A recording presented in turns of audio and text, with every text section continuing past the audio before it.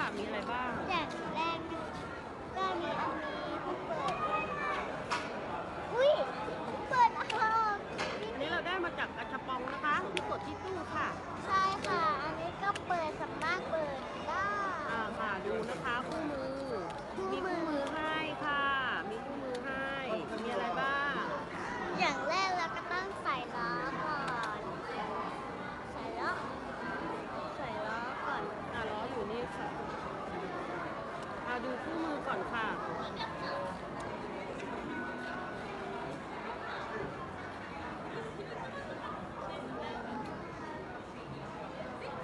ไหนคะ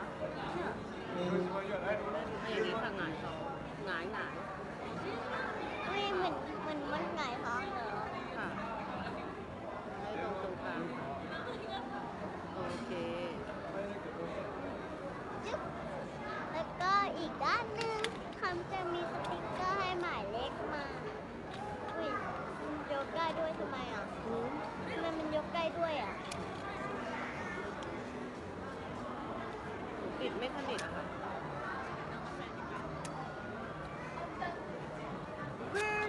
วุ่น ค่ะอีกด้านหนึ่งค่ะ แล้วก็อีก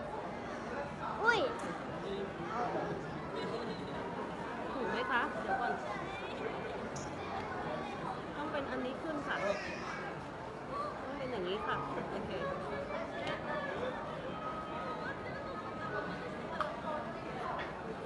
เป็นแบบนี้นะคะ ใช่ค่ะ ค่ะ ต่อไปแล้วก็อะไรคะคุณแม่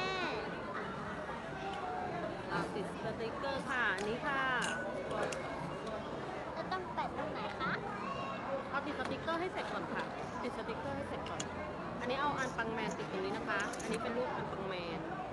เดี๋ยวจะแปะ นี่ อั นะ น คะ ปังแม่ ค่ะ เดี๋ยวอุ้ยไงตัวไหน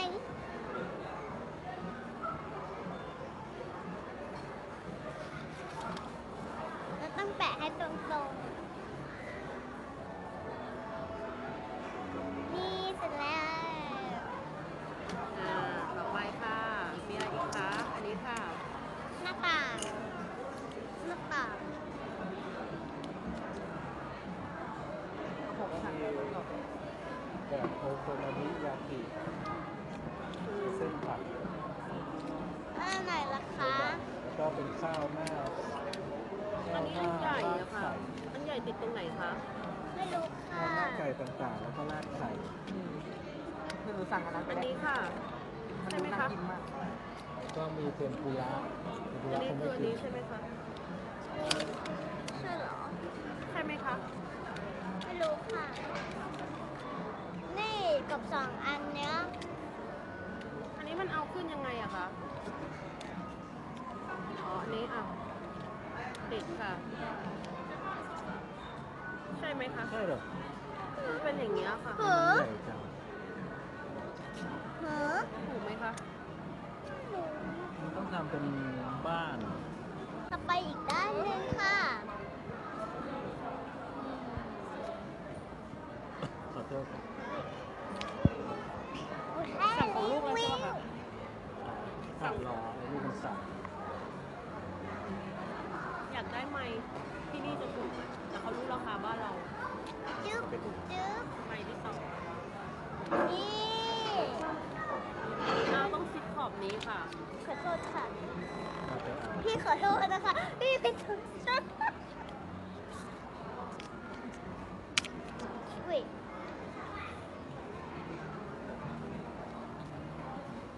ให้ดูด้วยค่ะ ติดแล้วเป็นแบบนี้นะคะ ปิดเดี๋ยว มันใช่ไหมอะคะลูก เดี๋ยว อ่า เสร็จแล้วเป็นยังไงคะ โชว์ค่ะ เฮ้ยพี่ได้